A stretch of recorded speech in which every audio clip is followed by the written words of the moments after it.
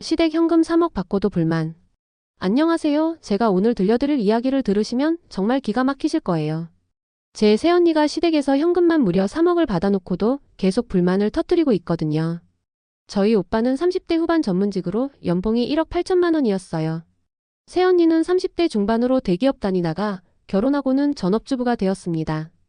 결혼할 때 상황을 말씀드리면 저희 부모님이 경기도에 있는 6억 5천만 원짜리 아파트를 오빠 명의로 돌려서 해주셨어요. 원래 아버지 명의였고 전세를 주고 있던 아파트였는데 말이죠. 거기다가 결혼 준비 비용으로 1억을 더 주셨습니다. 새언니도 1억을 가져왔다고 하더라고요. 그런데 문제는 여기서부터 시작됐어요. 새언니가 결혼하고 나서부터 완전히 달라진 거예요. 처음에는 인사 올 때 너무나 착하고 조신해 보였거든요. 저희 어머니도 참 예쁘게 잘 컸다. 라고 하실 정도였는데 결혼 반지 끼고 나니까 180도 돌변해버렸어요. 명절 때 1부터 말씀드릴게요. 결혼 전에 새언니가 오빠한테 못 박았대요. 명절은 무조건 우리 집 먼저 가야 되고 시댁에서 자고 가는 건 절대 안 되니까 알아둬. 이렇게요. 저희 어머니는 원래 간섭하지 않으시는 스타일이에요. 가족이든 친척이든 누가 자고 가는 것도 별로 안 좋아하시거든요. 깔끔하신 분이라 여벌 이불 한 번이라도 누가 덮으면 빨아야 하고 그래서 귀찮다고 하실 정도예요. 새언니가 조리원에 있을 때 오빠가 혼자 와서 자고 간다고 해도 네 집에 가서 자라. 라고 하실 정도로요. 그런데 새언니가 이렇게 선을 그어놓으니까 저희 어머니 기분이 상하신 거죠. 나도 바라는 게 없는데 왜 저렇게 미리 못을 받고 들어온다니? 하시면서 말이에요. 저희 어머니 입장에서는 나도 안 그럴 건데. 나도 너 불편해. 이런 느낌이셨던 것 같아요. 더 황당한 건 제사 때였어요. 저희 집은 제사 음식도 대부분 주문해서 하는 집이에요. 제사 당일에는 아버지도 전 데우고 음식 나르고 남자라고 예외 없이 다 도와주시고 설거지는 식기 세척기로 돌리니까 별로 할 일도 없거든요.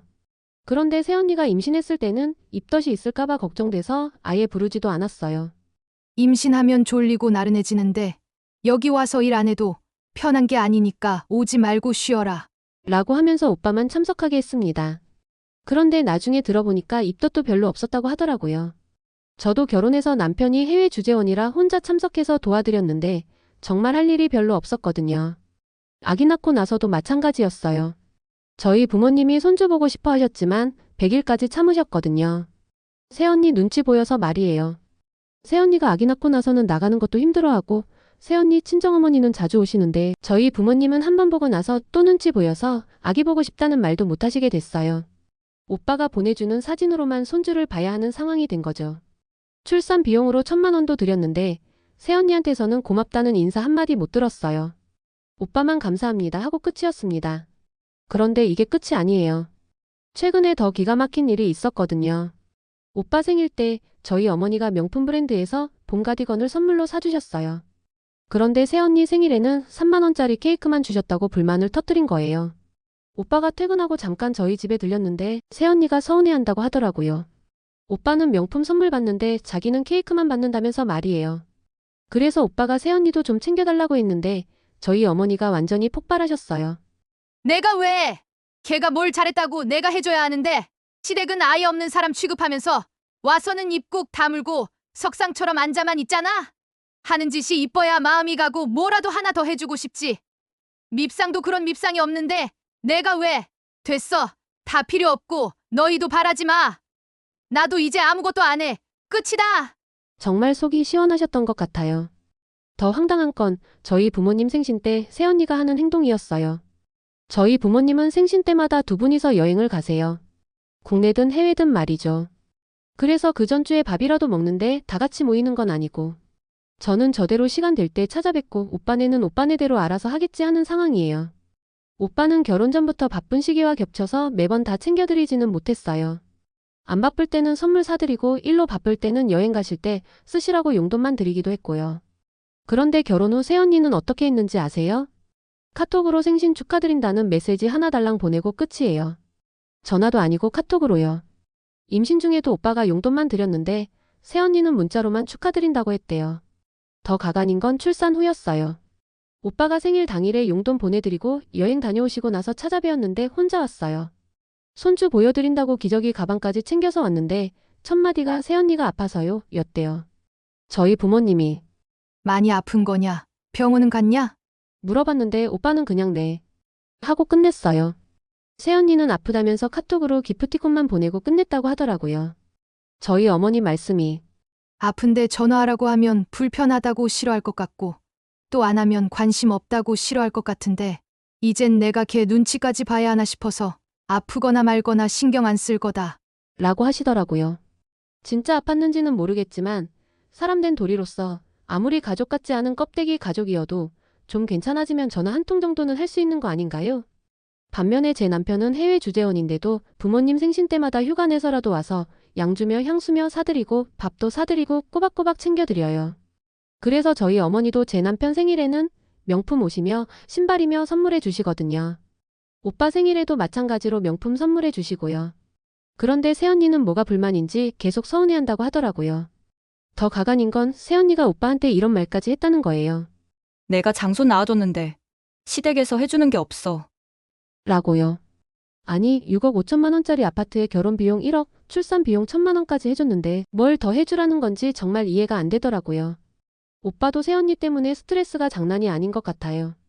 저한테만 하는 넋두리가 명품백 사달라고 해서 기저귀 가방도 명품으로 사줬다. 라고 하더라고요. 저는 20만 원짜리 쓰는데 말이에요. 태교 여행 때도 새언니가 명품 가방이며 신발이며 엄청 사달라고 해서 다 사줬다고 하고요. 그런데도 계속 불만만 터뜨리니까 오빠가 정말 답답해하는 게 보여요. 저는 정말 이해가 안 되거든요. 새언니가 집안 대소사에 작은 건은 참석하지도 않으면서 가족 같은 느낌보다는 그냥 오빠의 와이프 정도로만 생각되는데 대우는 완전히 며느리 대우를 받고 싶어 하는 것 같아요. 저희 집은 원래 김장도 안 하고 사 먹고 남자라고 열애 없는 집이에요. 아버지부터 집안일을 많이 하세요. 빨래도 돌리시고 개끼고 그냥 너나 할 것 없이 누구든 할 수 있는 사람이 하는 분위기거든요. 빨래통에 빨래가 가득 찼으면 돌리고 건조기에 빨래가 있으면 개끼고 다들 알아서 해요. 새언니는 이혼 가정에서 자랐다고 해요. 어머니가 혼자 키우시면서 유학도 보내주시고 새언니가 생활비도 드리면서 그 1억도 혼자 힘으로 모았다고 하더라고요.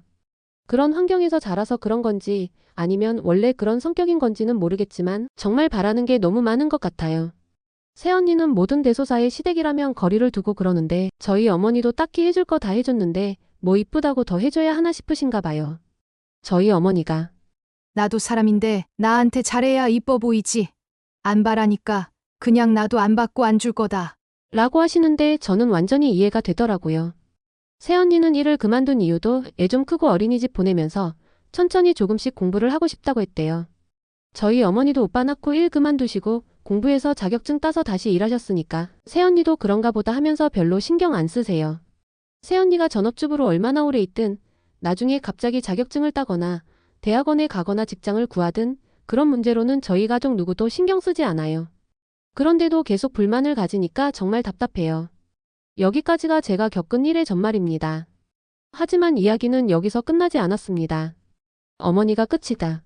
라고 선언하신 그날 이후 저희 집에는 폭풍전야와 같은 시간이 흘렀습니다. 오빠는 한동안 저희 집에 연락도 방문도 하지 않았죠.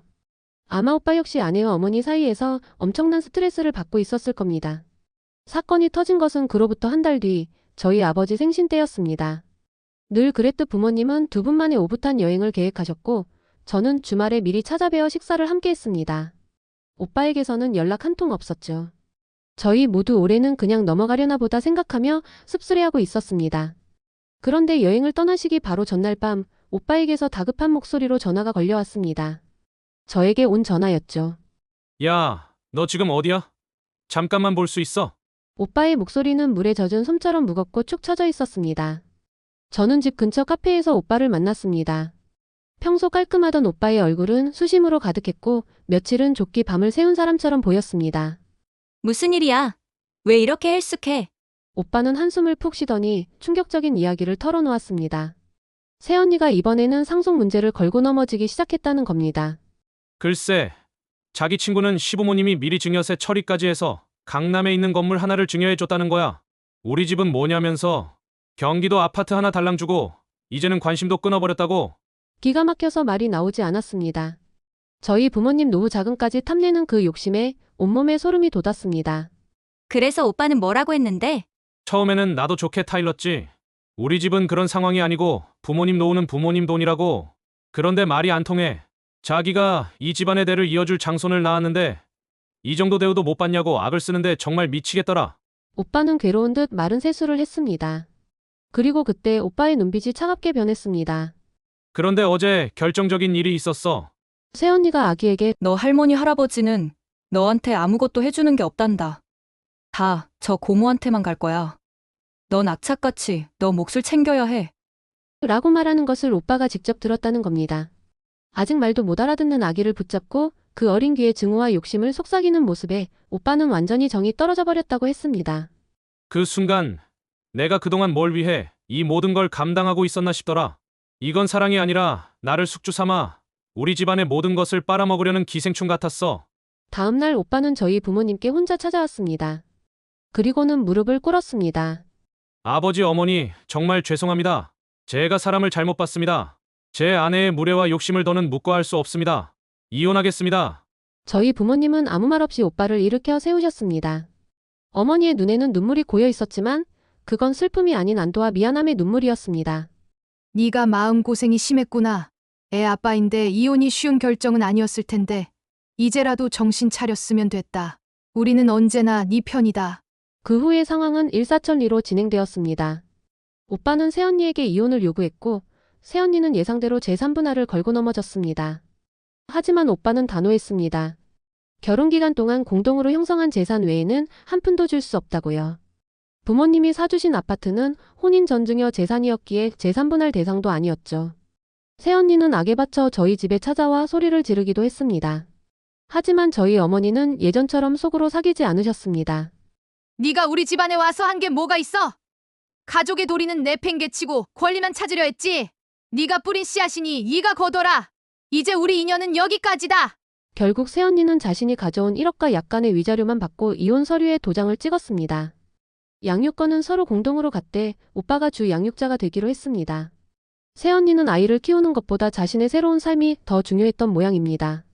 요즘 오빠는 다시 예전의 밝은 모습을 되찾아가고 있습니다. 주말마다 조카를 데리고 저희 집에 와서 함께 밥을 먹고 웃음꽃을 피웁니다. 저희 부모님은 그토록 보고 싶어 하던 손주를 마음껏 안아주시며 행복해하십니다. 저는 이 모든 과정을 겪으며 가족이란 무엇인지 다시 한번 생각하게 되었습니다. 혈연으로 맺어졌다고 해서, 법적으로 묶였다고 해서 저절로 가족이 되는 것은 아니었습니다. 서로를 존중하고 기쁨과 슬픔을 함께 나누려는 마음이 없다면 그것은 그저 껍데기뿐인 관계라는 것을요. 새언니는 수억 원의 현금과 아파트보다 더 소중한 진짜 가족을 얻을 기회를 스스로 걷어차 버린 겁니다.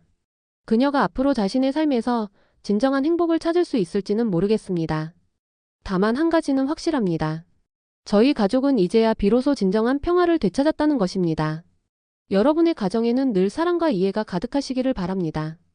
긴 이야기 들어주셔서 감사합니다. 여러분 소중한 구독 부탁드려요.